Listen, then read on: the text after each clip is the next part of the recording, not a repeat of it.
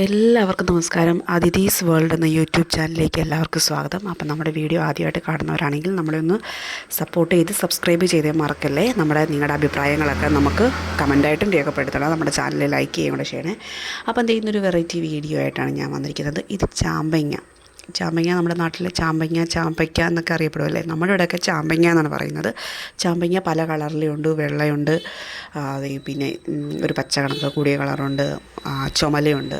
ഈ ഒരു കളർ കണ്ടോ, ഇതൊരു ലൈറ്റ് പച്ച ആയിട്ടുള്ള കളറാണ്. അപ്പോൾ അത് രണ്ടായിട്ട് മുറിക്കുന്നുണ്ട്. ഇങ്ങനെയാണ് മുറിക്കുന്നത്. രണ്ടായിട്ട് മുറിച്ചെടുക്കുമ്പോൾ അതിനകത്ത് ഒരു കുരു കണക്കൊരു ഭാഗമുണ്ട്. അത് നമ്മൾ അടത്തിക്കളയണം. എന്നിട്ട് അതെടുക്കണം. എന്നിട്ട് അത് പിന്നെ നാലായിട്ട് മുറിക്കണം. നമ്മുടെ ഇഷ്ടം അനുസരിച്ച് അത് ഇതിലും ചെറിയ സ്മൂത്തായിട്ട് മുറിക്കുന്നെങ്കിൽ അങ്ങനെയും ചെയ്യാമേ. അപ്പം ചേട്ടൻ ഇതെല്ലാം എനിക്ക് കട്ട് ചെയ്ത് തന്നു, ചാമ്പങ്ങയെല്ലാം. അപ്പോൾ അതെല്ലാം ഒന്നിച്ചെടുത്ത് മാറ്റി വെക്കണം. നമ്മൾ വലിയൊരു പാത്രത്തിലോട്ട്, ഞാനിങ്ങനെ വലിയൊരു അടപ്പ് കിടക്കുന്നൊരു പാത്രമാണ്, അതിലോട്ട് ചാമ്പങ്ങയെല്ലാം കൂടി ഇട്ട് കൊടുത്ത് നമ്മൾ തീരെ സ്പേസ് ഇല്ലാത്ത പാത്രത്തിൽ ഇട്ട് കൊടുക്കല്. നല്ല ഒരുപാട് ഇടയൊക്കെ ഉള്ള പാത്രത്തിൽ ഇട്ട് കൊടുത്തതിന് വേണം നമ്മളിത് കുറച്ച് നേരം വെക്കണം. നമ്മളിതിനകത്തോട്ട് കുറച്ച് ഉപ്പും മഞ്ഞൾപ്പൊടിയൊക്കെ ചേർത്ത് കൊടുക്കണം. എന്നിട്ട് വേണം കുറച്ചൊരു അരമണിക്കൂറോ 1 മണിക്കൂറോ എത്ര നേരം വെക്കാവോ അത്ര നല്ലതാണ്. പറഞ്ഞ് പിറ്റേ ദിവസം ദിവസമായിട്ടൊന്നും വെക്കേണ്ട ആവശ്യമില്ല. എത്ര സമയം വെച്ചാലും നല്ലതാണ് കേട്ടോ. അപ്പോൾ ഞാൻ ഉപ്പ് ചേർത്ത് കൊടുക്കുന്നുണ്ട് ആദ്യം.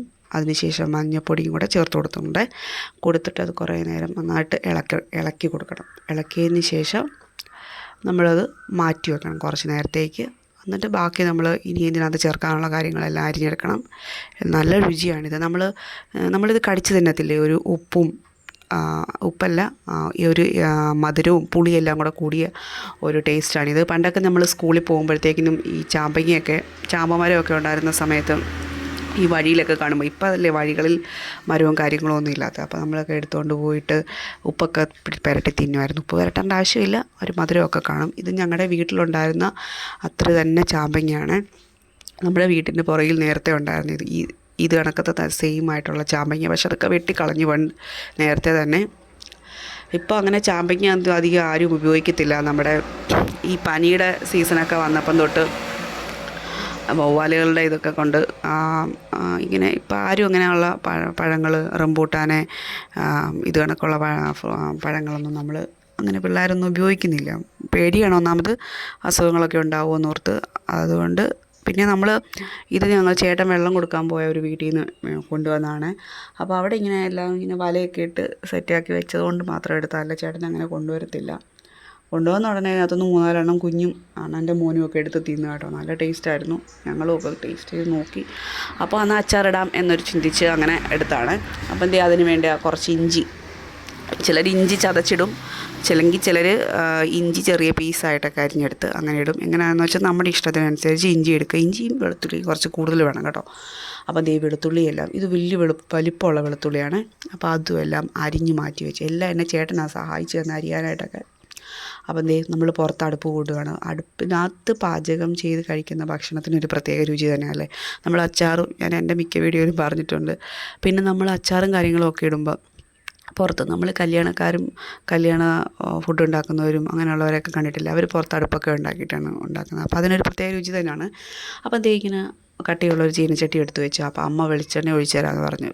അല്ലെങ്കിൽ ഞങ്ങൾ ഒഴിക്കുമ്പോൾ കൂടി പോകുമെന്നൊക്കെ പറഞ്ഞ് അമ്മ വെളിച്ചെണ്ണ, ഇത് നമ്മൾ മില്ലിൽ നിന്ന് ആട്ടിയത് മേടിച്ച വെളിച്ചെണ്ണയാണ് കേട്ടോ. അപ്പോൾ വെളിച്ചെണ്ണ ഒഴിച്ച് തന്നു. അതിൻ്റെ പുറത്ത് വെളിച്ചെണ്ണയൊക്കെ തിളച്ച് വരുമ്പോഴത്തേക്കിനും ഉലുവ ആദ്യം ചേർത്ത് കൊടുക്കുന്നുണ്ട്. ഉലുവ ചേർത്ത് ഉടനെ കടുക് ചേർക്കൽ. ഉലുവ എല്ലാം പൊട്ടി മൂത്ത് വന്നതിന് ശേഷം മാത്രമേ കടുക് ചേർക്കാവുള്ളൂ. അല്ലെങ്കിൽ ഉലുവയായിട്ട് തന്നെ കിടക്കും. അപ്പം ഉലുവയും കടുകും ചേർത്തതിന് ശേഷം അതിലോട്ട് വെളുത്തുള്ളി ഇട്ട് കൊടുക്കുകയാണ് ആദ്യമേ. അപ്പോൾ വെളുത്തുള്ളിയല്ലേ മൂക്കാൻ കുറച്ച് പാട്. അപ്പോൾ വെളുത്തുള്ളി ആദ്യം ചേർത്ത് കൊടുക്കുവാണ്. പിന്നെ നമ്മളത് നന്നായിട്ടൊന്ന് ഇളക്കി കൊടുക്കണം കേട്ടോ. നന്നായിട്ട് ഇളക്കിയെല്ലാം ഒത്തിരി കരിഞ്ഞു പോകാതെയൊക്കെ പ്രത്യേകം നോക്കിക്കോണം. വെളുത്തുള്ളി മൂക്കാതെ കിടന്നാൽ നമ്മളിങ്ങനെ കഴിക്കുമ്പോഴേ ആ ഒരു കടിച്ച കണക്ക് തോന്നും വെളുത്തുള്ളിയുടെ ഒരു ഇത്. അപ്പം അന്നേരം വാടുകയും വേണം, എന്നാൽ കരിഞ്ഞു പോവുകയും ചെയ്യരുത്. ആ ഒരു പരുവത്തിൽ വേണം വെളുത്തുള്ളി എടുക്കാനായിട്ട്.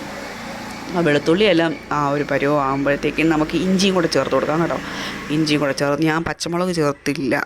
അല്ലെങ്കിൽ നമുക്ക് പച്ചമുളക് കാന്താരിയൊക്കെ ഇട്ടിട്ട് കറി വെക്കണം, അടിപൊളിയായിരിക്കും. നമുക്കിവിടെ കാന്താരിയൊന്നുമില്ല.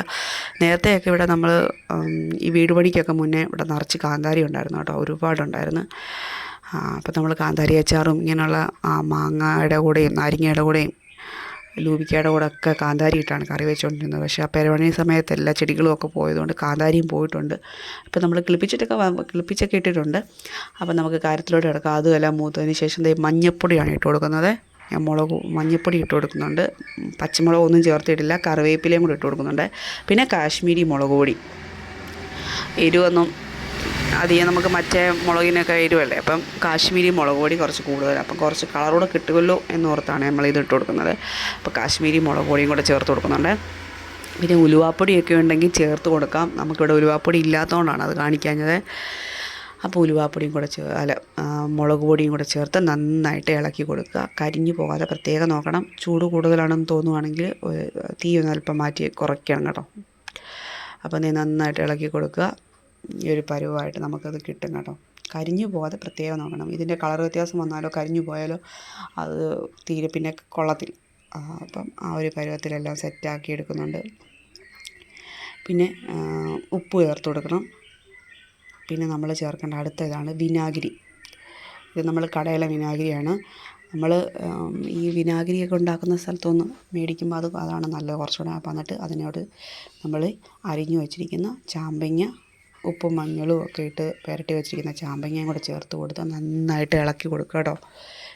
നമ്മുടെ ചാമ്പങ്ങ അച്ചാർ റെഡി ആയിട്ടുണ്ട്.